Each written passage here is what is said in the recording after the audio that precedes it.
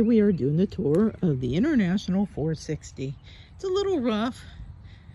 It's going to get a paint job here this fall. It runs pretty good. Needs a little bit of work.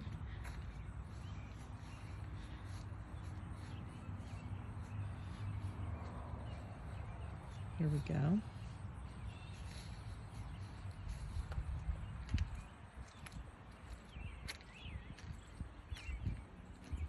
It runs good. Just needs a little bit of paint work, like I said. This is the International 460. Getting it ready, hopefully, to do plow days in 2023. There you go. This is the International 460. If you like this video, please give it a thumbs up, like, and subscribe for more videos to come. This is